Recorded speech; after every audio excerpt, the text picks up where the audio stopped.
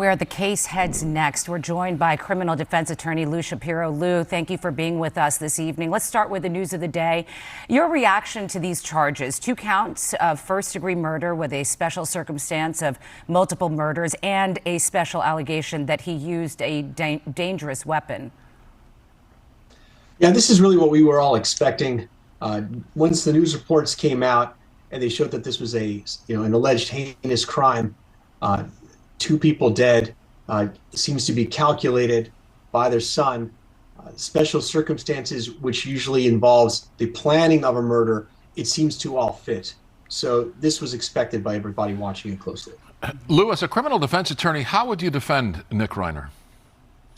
The obvious play is going to be not guilty by reason of insanity. It's not easy to prove, though. You have to prove that his son did not know the difference between right and wrong during the commission of the crime. And that takes experts, forensics. You look at all the data, social media, emails, and text messaging and so forth to see if, in fact, the person did not know the difference between right and wrong.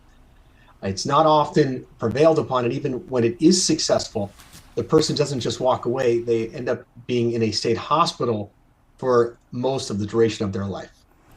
LAPD Chief McDonald said that they're not sure if the murders were conducted on Saturday night or Sunday, saying that timing could impact how the case is prosecuted. What does that timing, why does that timing matter in prosecuting the case?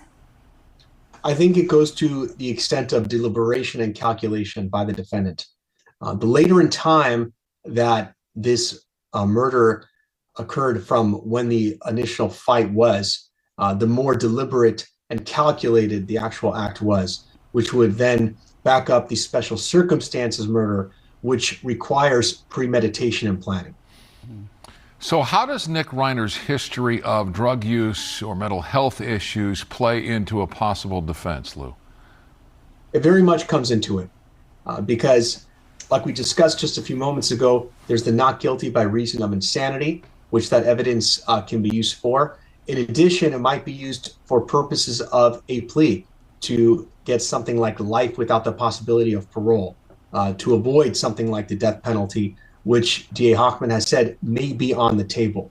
So that's what's called mitigating evidence. It's going to be compiled, presented, and we'll see how far it goes for him.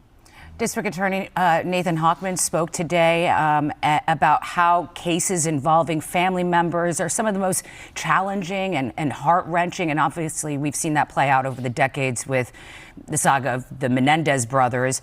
From your position in the courtroom, how does that family dynamic change things? This is extremely difficult for the family because they are being pulled in different directions. On one hand, they have to deal with the loss of both their parents in a heinous act of murder, while on the other hand, trying to decide, do we want to come to the rescue of our mentally ill sibling here? And that is very difficult for them to grapple with. We can only hope that they're able to find the strength and ability to sustain everything that they're going through.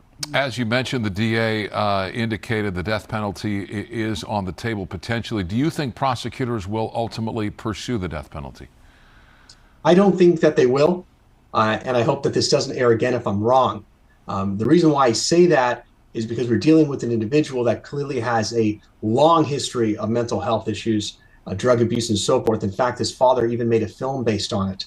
So I think when you take that into the equation, it's not generally the case that fits into a special circumstances murder, a death penalty case, because the whole point of the death penalty is to send a message to someone who knows better, who has full control over their faculties. I don't think that's the situation we have here.